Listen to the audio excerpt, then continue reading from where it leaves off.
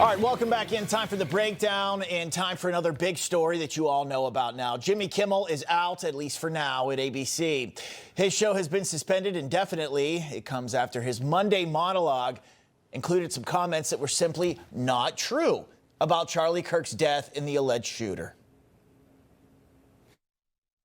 We hit some new lows over the weekend with the MAGA gang desperately trying to characterize this kid who murdered Charlie Kirk as anything other than one of them. That's just a lie. Everything presented by prosecutors and the evidence points to the complete opposite, actually, that Tyler Robinson was not a MAGA supporter, quite the opposite, as we laid it out for you yesterday. So now the reaction, of course, is pouring in, and here are some from the left. I'm going to give you Senator Chris Murphy from Connecticut. Stephen Colbert is gone. Jimmy Kimmel is gone now. You need to see what is happening right now. It is the systematic destruction of free speech in this country. We also have a post on X from Senator Chuck Schumer. This is what he wrote. America is meant to be a bastion of free speech. Everybody across the political spectrum should be speaking out to stop what's happening to Jimmy Kimmel. This is about protecting democracy. This must go to court. All right, now the left's reaction, all pretty much the same, just like that. Hysterical reaction, as we see so much from the left, like calling anyone who supports MAGA and the movement Nazis and fascists. But I think President Trump's comment about that today over in England kind of makes a little bit more sense. Well, Jimmy Kimmel was fired because he had bad ratings more than anything else, and he said a horrible thing about a great gentleman known as Charlie Kirk. And Jimmy Kimmel is not a talented person. He had very bad ratings, and they should have fired him a long time ago. So, you can call that free speech or not. He was fired for lack of talent. And look, I think Jimmy Kimmel, he does have the right to free speech and always has had that right. But I don't think he has a right to have a TV show. I don't think I have that right. No one on TV has that right. It is a privilege and an honor. But when you say something on air so out of touch that your bosses decide to indefinitely suspend you, that's the ball game, everybody. Here's what happened. FCC Chairman Brendan Carr, he went on the Benny Johnson show and threatened action against Kimmel and ABC for misleading the American public about the shooter. Also then, the Nexstar Media Group, the owner of several ABC affiliate stations, announced that it would stop airing the show for the foreseeable future over Kimmel's remarks. Sinclair Broadcasting was going to do the same. The people running those media groups were so appalled by Kimmel, they had enough. And guess what? They service many rural and conservative areas. Here's what Nexstar said about it. Mr. Kimmel's comments about the death of Mr. Kirk are offensive and insensitive at a critical time in our national political discourse, and we do not believe they reflect the spectrum of opinions, views, or values of the local communities in which we are located. It seems like those people know their audience.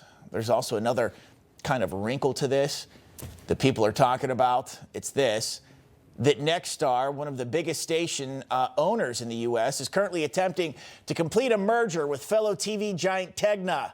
The nature of the merger, valued at $6.2 billion, requires the approval of, guess what, the FCC. So the left is saying that, Nexstar's bowing down to President Trump. Well, I think if I said something that was blatantly false, and I knew it, and it could jeopardize a big deal for Newsmax, I would expect it to be fired. That's just the way the world works. And that's what the left doesn't seem to get, that there are consequences for your actions. You got all the freedom of the speech in the world that you want, but it may cost you your job. If you celebrate the death of Charlie Kirk, of anyone, if you mislead the public with false information, you just might wind up losing your TV gig. And no one in Hollywood has been hit with a dose of reality in a long time. Rather, it was people on the right who would lose opportunities for what they stood for. Gina Carano, Kevin Sorbo, James Woods, anyone? There are plenty more. Why don't you go talk to them? And joining me now, someone who has brought joy and laughter to millions around the world, also a champion of free speech, one of the best to ever do it on screen, actor and comedian Rob Schneider. Rob, it's a pleasure. Good to see you. Thank you so much. And I look forward to you, if you say anything horrible, you getting fired as well, because we don't get a right to a TV show. And there are things you have to have sponsors. And if you don't have sponsors, you get fired. You don't have an audience, you get fired. And first of all, the FCC yesterday, the chairman on the Benny Johnson show, he didn't say that he was going to suspend them. He said he was going to notify them. That's all. And was looking forward to some sort of an apology or for them some action, a warning, perhaps. So what you really have is you have selective outrage. I don't remember any of these liberals, especially these liberal comedians, crying and talking about free speech when Roseanne got fired off the #1 show in America, when the Twitter files were released from Matt Taibbi and Michael Schellenberger, and exposing that the Biden-Harris regime was absolutely proof that when Elon Musk released the Twitter files, said, find what you want, there was proof that the Biden administration on day one censored Robert Kennedy and others. And so it's selective outrage. So selective outrage is very telling for that. It doesn't really say what they truly mean. They don't want it to, in other words, free speech for us, nobody else, if you agree with us.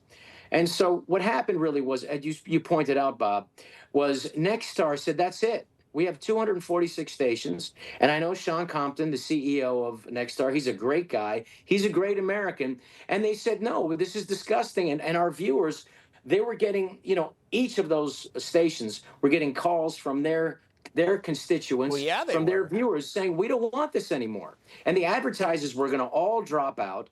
And I'm sorry that you don't get to just say whatever it is that you want. And to be honest with you, it's false advertising. Now, I don't wish bad on any comedian, and I hope that, that each comedian can find a way. But it was false advertising to say that, I don't know when the last time, you can't remember a political joke.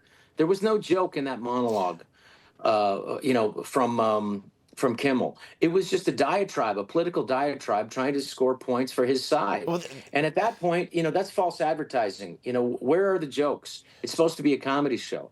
And so I think it was something that's called for, and I don't think that there is large outrage. I think it's for an average person. If you didn't know anything about the story and you explain the story, you go, yeah, he should lose his TV show. And that's exactly what happened, Bob. Yeah, exactly. Here, now that's the next point I wanted to get to. As a comedian, there's a difference between making jokes and doing what Jimmy Kimmel did, because it wasn't true. It was factually not true based on everything that we have learned here. Can you talk about that?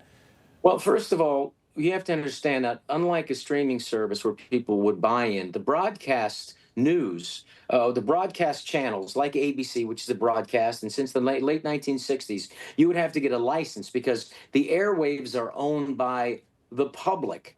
Now, in the public, to be able to broadcast back in the late 1960s, you had to agree to be in the public interest. In other words, you had to serve the public. And that's why when they signed these agreements, like ABC, NBC, and CBS, which were the only channels at the time, they agreed to do 25% of all their broadcasting hard news. In other words, informative stuff to educate and to inform the public.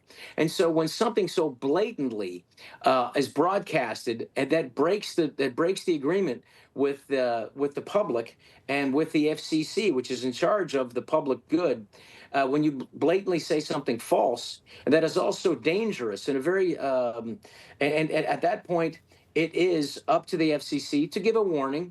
And then what happened was capitalism stepped in, and they said, we don't want this. And I think the American people are good people, and they don't want this inflammation. They don't want this sort of this really despicable behavior where somebody, this is somebody who is a great American who passed away. Yeah, absolutely. And so we need to, and that's why I think one of the last things that Charlie talked about was censorship and how he disagreed with Pam Bondi over the fact that hate speech. Now, you're allowed to have any despicable speech. If free speech is anything, it's speech that somebody else would loathe, and you have to protect your either for Even all of it or speech none you of don't it. like. That's it. Even but this is different. This was a business decision. Free speech doesn't mean free of consequences. And I just remember the liberals saying that free of consequences over and over again when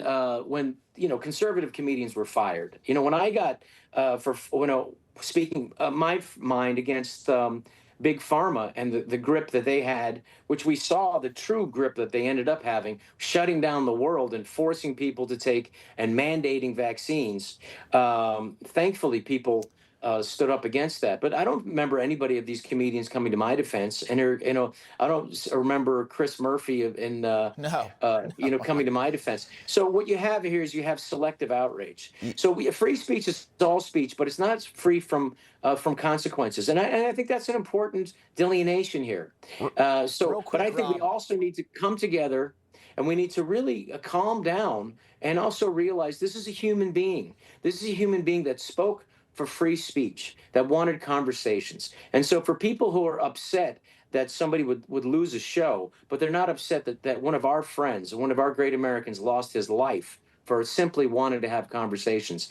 And if you try to conflate them as the same, that is an unfortunate error, and it's something that you will lose. You will have consequences for. Absolutely, as you should have consequence. You don't have a right. You got the right to free speech, but not to be employed if you upset your bosses enough. And clearly, that is what has happened, and that's the way it works. And Rob, I appreciate you coming on and being a champion for free speech and talking about this, because I know that Charlie, obviously the biggest free speech champion that we had, and are one of them. And this is exactly the kind of dialogue he would like to see keep happening here. That Rob is the Schneider. dialogue. Yeah. Thank you so much, Bob. Yep. Thank you for having me. Thank you. God Thanks bless for coming Charlie on. Kirk.